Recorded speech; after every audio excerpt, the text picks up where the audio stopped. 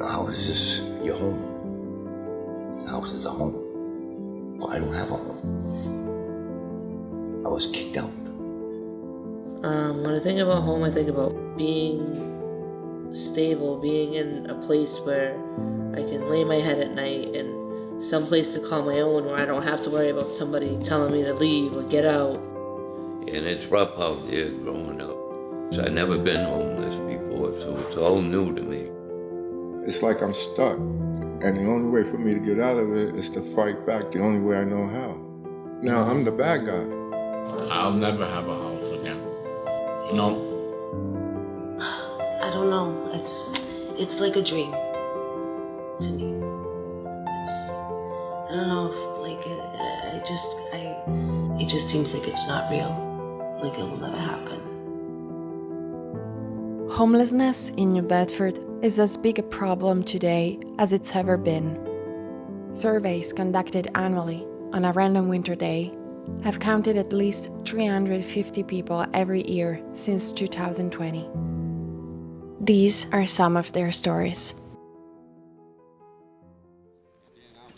All right, excuse me, ladies and gentlemen, real quick. You're going to be assigned to beds.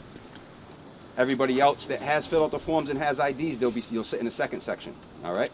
And so give us about 5 minutes. On a day like today, we are registering and providing IDs to uniquely 30 individuals who will be transported to the hotel in Dartmouth, and they'll be allowed to stay through the night.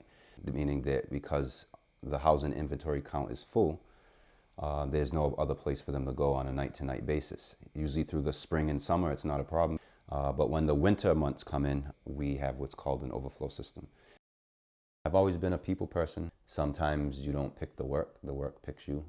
On this particular day, I had a long beard, baggy clothes, and the supervisor said to go down to the old Sister Rose to go apply for a job. When she opened the door, she seen me. She's like, "We don't have beds," and closed the door. And I started laughing. And I always say this story once in a while, but when she closed the door, I looked up real quick and I said, you know what? I'm in the right place. I'm here with my people. Homelessness is increasing. You're even seeing a huge increase of family homelessness, an increase in youth homelessness, and a heavy increase of elderly and medically fragile homelessness. You know, homelessness is not just heavy mental health. It's not just substance abuse. It's not just people that don't want to do something on the day or don't want to be proactive.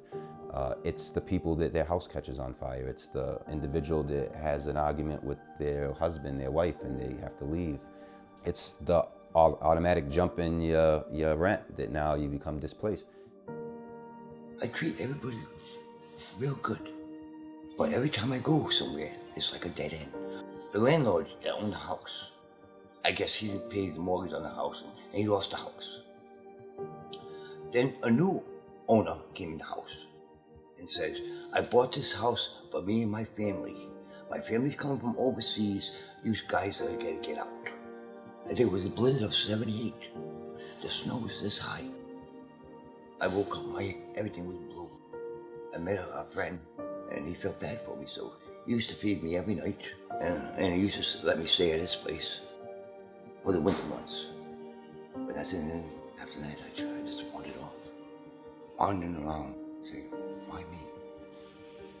If that was the case, I had to sleep outside in weather like this, I wouldn't be around.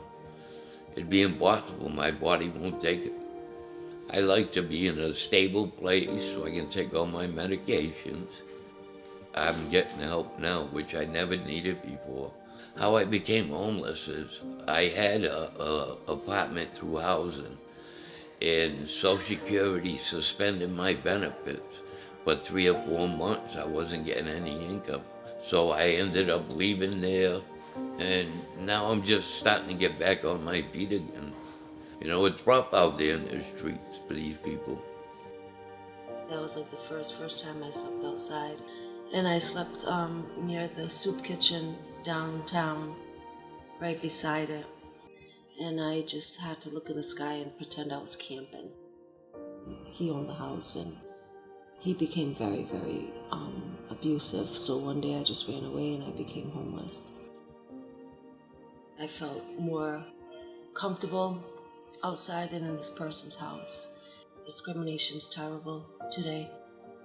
And I came close. I've had the money in my hand, and I've been turned down, and that also made me relapse a lot of times.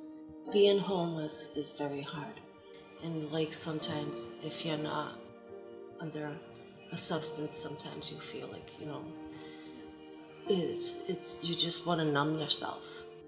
I'm actually a recovering addict. I have almost 2 years clean, recovering from opiates. So that was main reason for my homelessness, was my addiction. When I met my husband, he was living under the train tracks. So he was so used to that homeless life. And then, you know, me and him were homeless together, and it was like such a breeze for him, and it was just so new to me, and I was like, what? I gotta pee outside? Oh no. Like, I'm very grateful that they do have the overflow shelter on these cold nights. Well, in Fall River, there's a Walmart on Eastern Avenue. I used to stay in a parking lot. I would sit in a chair in the rain. I used to work with concrete foundations. I worked at, I helped build the Dartmouth House of Correction, the New Bedford sewer treatment plant, libraries, schools, drugstores. I've never stayed in a shelter before. I've always slept on the street. So I'm saving for a car right now. In my life, I did something that was horrible. I went to prison for about 8 years. I lost my house, and now I'm just homeless. I had to sleep on the street. And then the next day, they called me, oh, we got a bed for you. So I was very happy, so I came. So I like, do extra stuff because I appreciate what they're doing. They've been very nice to me, and yeah, and they got some rules, and I follow the rules because I appreciate what they do, you know what I mean? And I want to show them that I can be better. I felt helpless. I felt that I was in rock bottom and it's going to be a hard road to get out, especially when you don't have nobody around to give you that hand. The building got condemned that I was in, so they put us up at the motel, made arrangements to pay rent for them and work for them. So now they started to not wanting to pay me anymore. So I wanted to stop working. So they try to make it hard for me that if I don't work, that they'll have me kicked out. And the day I was supposed to get paid, he threatened to put my stuff out and kill my service dog. I left my dog overnight. Someone told me about this place. So I came, it was overflow at the time. When I tried to get him, they told me they killed my dog, but they didn't give me nothing from him. And in my heart, I felt my dog is still alive. I miss him so much, I think about him a lot. But I'm not used to being homeless, and I don't want to be. But I was serious about trying to get back on my feet, and I pulled through. But if it wasn't for these guys, I probably wouldn't have made it. I want to give back because the system worked for me. So I just love cooking. I use my skills to give back. And as long as they eat, I know I did my job. But not everybody can or will stay in shelters. And a lot of people turn around and say, well, do I have my own freedom?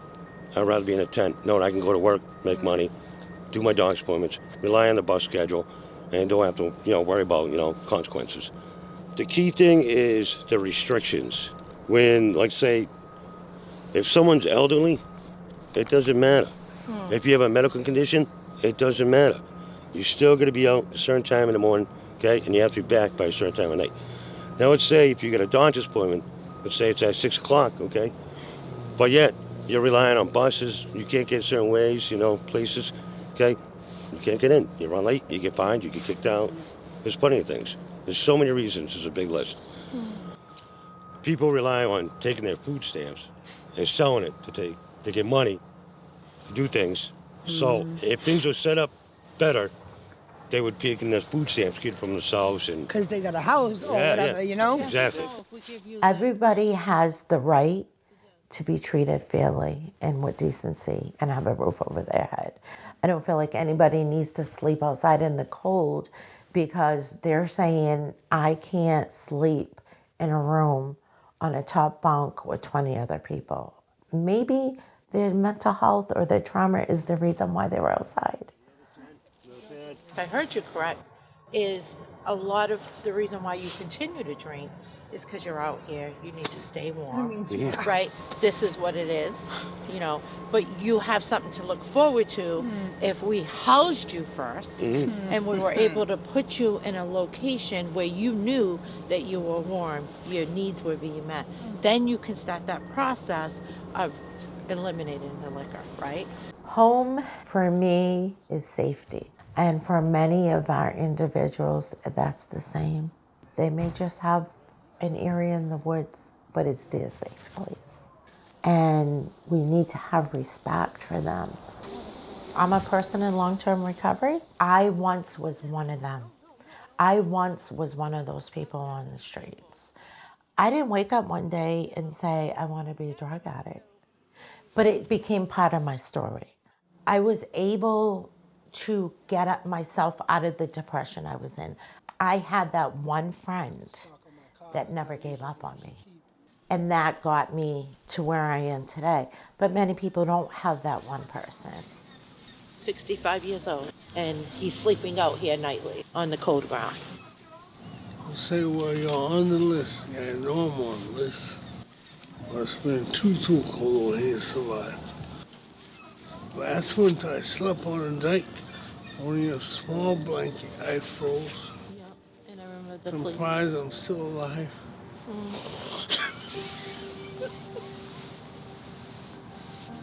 One of the things I feel like happens a lot is we stigmatize.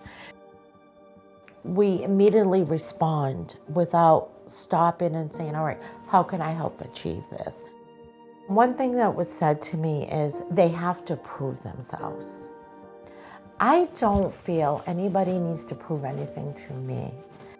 I think they need to make the right decision for them. Our circumstances do not make us who we are. I believe in letting people know that they're important no matter what the circumstance.